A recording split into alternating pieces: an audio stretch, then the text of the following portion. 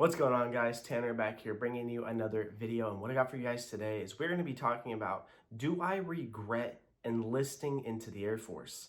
Now, before we get into that, I just like to say thank you for everyone who gave kind words. For those of you who don't know, if you didn't see the post, I was in a hit and run the other day. I was a little banged up, hit my head on the window pretty hard, got a concussion, a little bit of whiplash.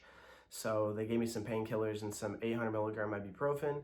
And I've been taking that. Headaches are still there, head's hurting pretty bad still. I didn't remember a few things of what happened. I didn't even remember the color of the vehicle that hit me. I thought it was white. Apparently it was a black Ford, but luckily there was a civilian nearby that followed them out of the parking lot and followed them around the corner where they pulled into their house. And there happened to be a police officer at the light who came over right away, got my information of what I thought, and then went and they arrested him. So it played out very well. I'm still waiting on some things to file with my insurance, but we're all good over here, guys. Thank you for everyone who's reached out. I really appreciate all the kind words. Without further ado, let's get right into today's video of why or do I regret enlisting into the Air Force. So let's just start out by saying this. There are a couple things that I don't like about the Air Force, and there's a lot of things that I do like about the Air Force. But overall, no, I don't regret enlisting. Now, we're going to go over the reasons why I do not regret enlisting and the couple that I do regret enlisting. And the things that I regret, they're not even bad. They're not bad things at all. But let's get into the reasons why I do not regret enlisting, and you will probably have the same idea or thought process of me as, it doesn't sound too bad, it's pretty good stuff. Number one is going to be a steady paycheck. On the 1st and 15th of every month, no matter what, there will always be a paycheck there. With what's going on in the world right now with COVID, I am working reduced hours, but I still get the same check. I'm still getting paid the same amount every 2 weeks, no matter what.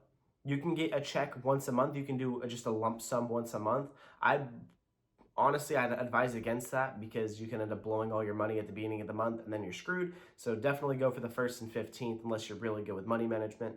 But you'll never have to worry about not getting paid. You will always get paid.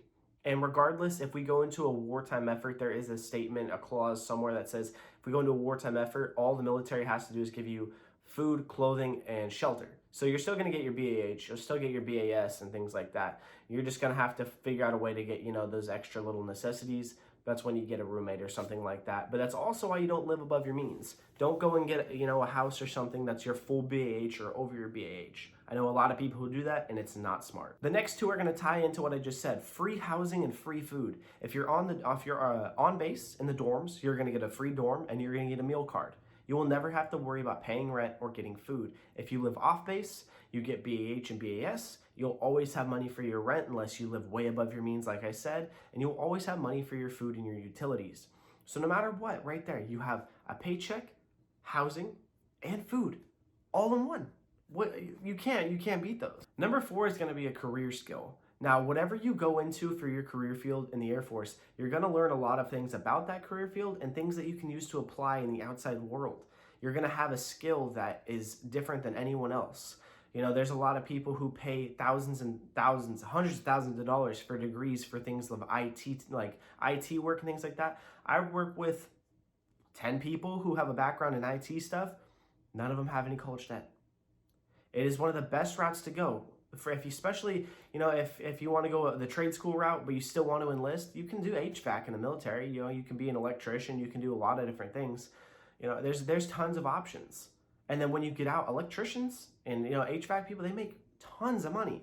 So, there's a lot of stuff right there on the table for you. Numbers 5 and 6 are going to tie into each other a little more, which is lifelong friends and hilarious moments and memories. Some of my funniest memories of my entire life have been while I'm serving. Regardless if it's just conversations we have while we're at work or if it's things from tech school or BMT, whatnot, they have been with my buddies from the military. I have more friends from the military than I have outside the military. I have like 1 or 2 friends that aren't enlisted and the rest of them are.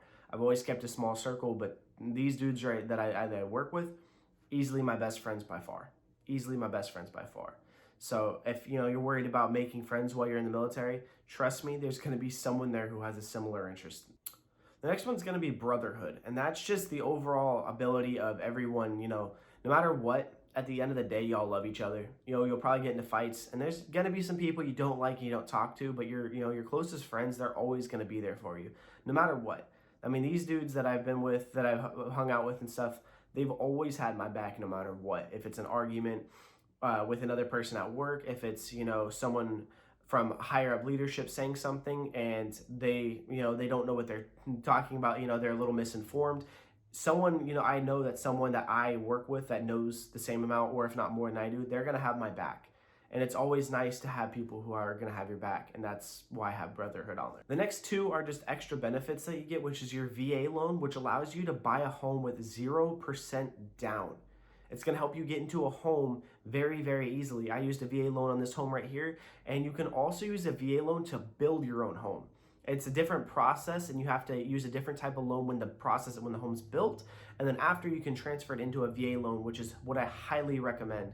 When I move to Texas when my contract is up, that is the route I'm going to take, is I'm going to build my own home. That way I can get the finishes that I want in the house and get it to my overall liking. The last thing that why I don't regret is the free schooling. When I moved to Austin, Texas is where I'm looking at mainly. I'm going to go to the University of Austin, and my tuition will be 100% covered from there.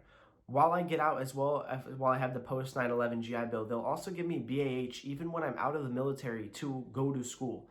So I'm going to get BAH of a staff sergeant and go to school and have that paid for free. It's just, there's so many different options for you guys, and these are the ones why I do not regret enlisting. Last but not least on this list is just serving my country.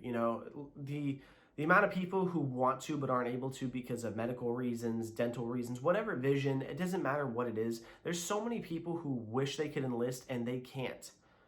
But there's a lot of people who won't. And, they call you the 1% because 1% of the population enlists.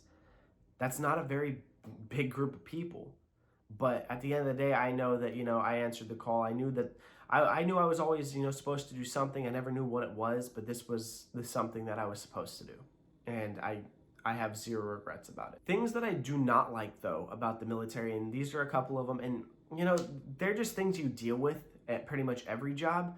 And, one of them is just kind of a funny one just because it gets annoying sometimes. And we'll get the annoying one out of the way, which is the dumbest one of them all, is shaving. Like a lot of people hate shaving. I like to grow my facial hair out. You guys saw it, the mustache. When I'm on leave, I like to grow my facial hair out. I wish there was a rule where, you could have beards, but there's not. But that's just one of the petty ones. It just, sometimes you forget in the morning if you're in a rush and then someone says something to you about it. They're like, don't forget to shave next time. And you're like, all right, my bad. It was a rough morning.